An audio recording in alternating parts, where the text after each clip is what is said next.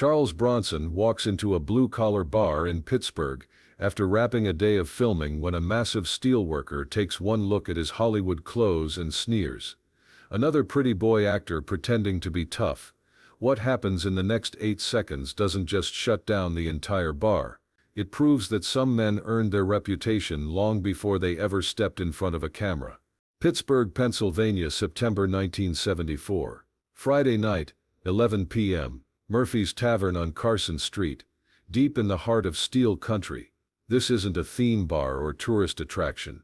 This is where real men come after real work, where conversations happen over beer and whiskey, where reputations are built on actions, not words. Sawdust on wooden floors, neon beer signs casting red and blue shadows, the air thick with cigarette smoke, and the honest sweat of men who build things with their hands. Charles Bronson pushes through the heavy door, still wearing clothes from the film set, dark slacks, white button-down shirt, leather jacket, clean, pressed.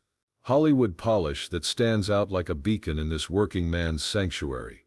He's 53 years old, filming scenes for Hard Times, playing a bare-knuckle fighter during the Great Depression. The irony isn't lost on him. He's portraying exactly what he used to be before acting found him. The bar is half full, maybe 20 men, all of them carrying the weight of honest labor. Steel workers from the mills along the Monongahela River, construction crews finishing late shifts, dock workers from the port, men with calloused hands and straight backs, men who measure worth in paychecks earned and families fed. Charles walks to the bar, orders a beer. Nothing fancy, just a cold Budweiser. Same as everyone else. He's not here to make a statement or prove anything, just wants a quiet drink before heading back to his hotel. Tomorrow brings another day of filming, another chance to pretend he's something he never stopped being. But Hollywood polish draws attention in places like this, draws judgment, draws assumptions about who you are and where you come from, based on how you look, how you dress, how much money people think you have. At a corner table sits Tommy Iron Kowalski. 6'4", 280 pounds of muscle and bone forged in the blast furnaces of Pittsburgh. 38 years old, 20 years in the mills, hands like hammers from handling molten steel, local legend. Man who once stopped a runaway freight car with his bare hands when the brakes failed near a school playground. Man who's never backed down from a fight and never lost one either. Tommy notices Charles immediately. That clean appearance, that expensive jacket, that soft look of someone who's never done real work. To Tommy, Charles represents everything wrong with modern America. Pretty boys making millions while real men break their backs for pennies. Actors pretending to be tough, while real tough guys remain invisible. Tommy's been drinking. Not drunk, but loose enough to say what he's thinking. Loud enough for his friends to hear. Bold enough to pick a fight he thinks he can't lose. "Look at this," Tommy announces to his table. Another movie star slumming with the real people, probably doing research for his next tough guy role. His friends laugh. Not mean laughter, just the kind of dismissive chuckling that comes from men who think they know better, who think they've seen everything, who think Hollywood tough is all special effects and stunt doubles. Charles hears the comments. Doesn't react. Doesn't turn around. Just sips his beer and minds his own business. He's dealt with this before. Different cities, different bars, same assumptions. Let them talk. Words don't hurt anyone who's lived through real pain. But Tommy isn't done. The alcohol and audience give him confidence. Make him feel like the room's entertainment, like everyone's watching and waiting for the show. Movie stars can't fight, Tommy says. Louder now, making sure Charles hears. All fake, all cameras and pretend punches. Put them in a real situation and they fold like paper. The bar goes quieter. Not silent, but the conversation level drops. People sense something brewing. Some look uncomfortable. Others curious.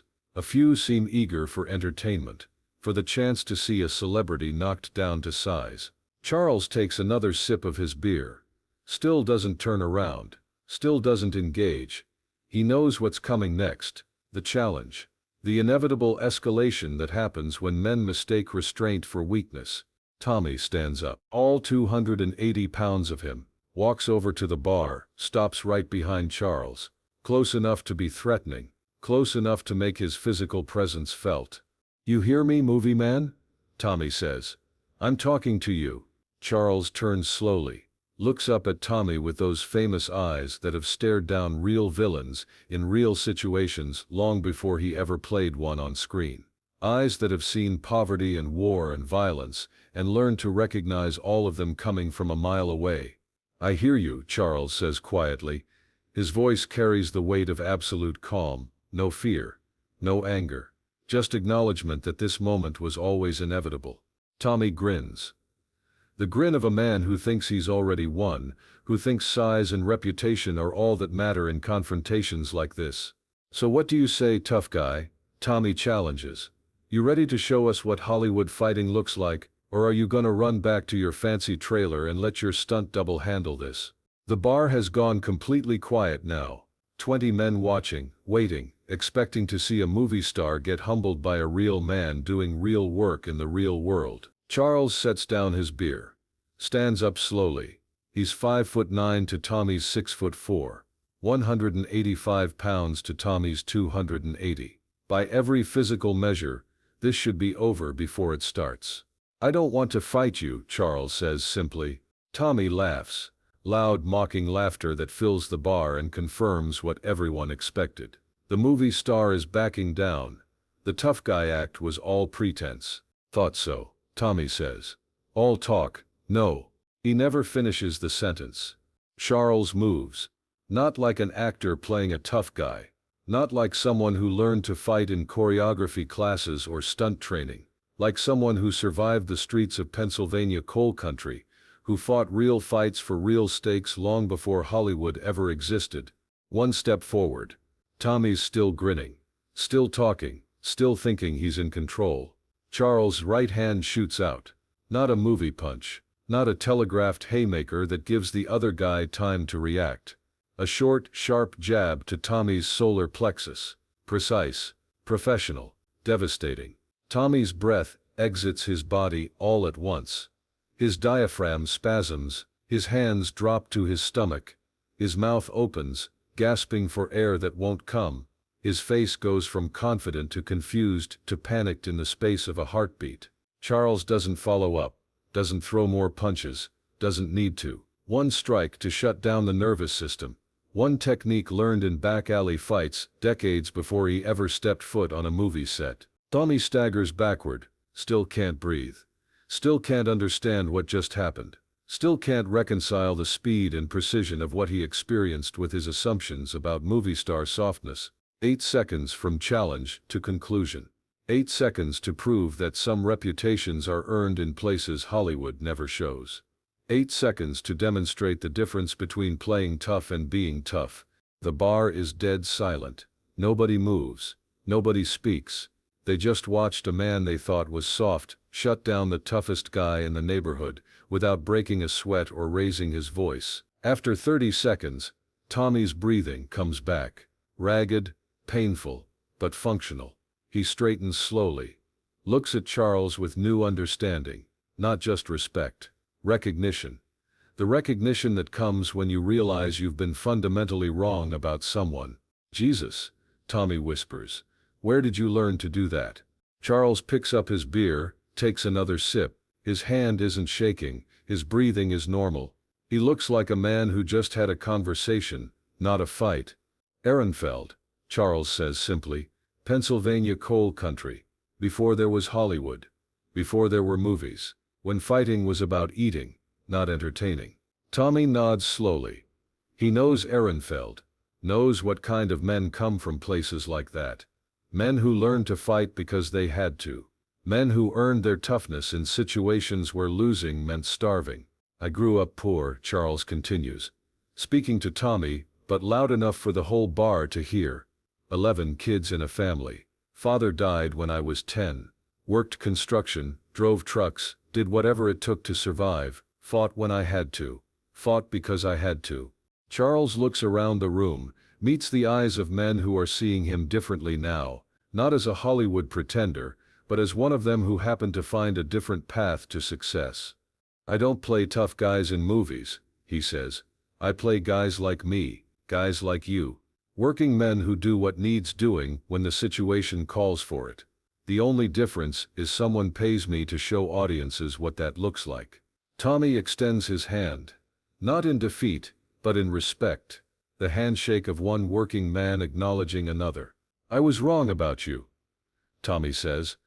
I thought all that Hollywood stuff meant you forgot where you came from." Charles shakes his hand firmly. "Hollywood is my job. This," he gestures around the bar. "This is who I am. Always was, always will be." The tension in the room breaks. Conversations resume. Men who thought they were about to see a celebrity get humbled instead learn something about assumptions and authenticity. About the difference between image and reality. Tommy buys Charles another beer. They talk for an hour. About steel mills and coal mines. About working with your hands and supporting your family. About the pride that comes from honest labor and the respect that comes from treating everyone as equals regardless of their circumstances. When Charles finally leaves, he doesn't sneak out or hurry away. He shakes hands with half the men in the bar, leaves tips for the bartenders, says goodbye like a regular customer, not a celebrity making an appearance. The story spreads through Pittsburgh's working-class neighborhoods, not as gossip or celebrity drama, but as proof that success doesn't have to mean forgetting your roots, that making it in Hollywood doesn't require abandoning the values that made you worth watching in the first place. Years later, when Charles's films play on television, men in bars across America watch differently. They don't see an actor pretending to be tough. They see one of their own who happened to find a way to show the world what real toughness looks like. Tommy keeps bartending at Murphy's for another 20 years. When young men talk about fighting celebrities or dismiss actors as soft, he tells them about the night Charles Bronson proved that some reputations are earned long before they're famous. 8 seconds in a Pittsburgh bar in 1974. 8 seconds that taught a room full of working men not to judge a book by its Hollywood cover. 8 seconds that proved the difference between playing tough and being tough isn't about the camera rolling. It's about what happens when no cameras are watching. Charles Bronson didn't become tough when he became famous. He became famous because he'd always been tough, the kind of tough that comes from necessity, not performance. The kind that doesn't need to prove itself, but will when challenged. That's the lesson of Murphy's Tavern. Real strength doesn't announce itself, doesn't need to. It just is. And when the moment comes, it acts. Precisely, professionally, definitively. 8 seconds. That's all real toughness needs.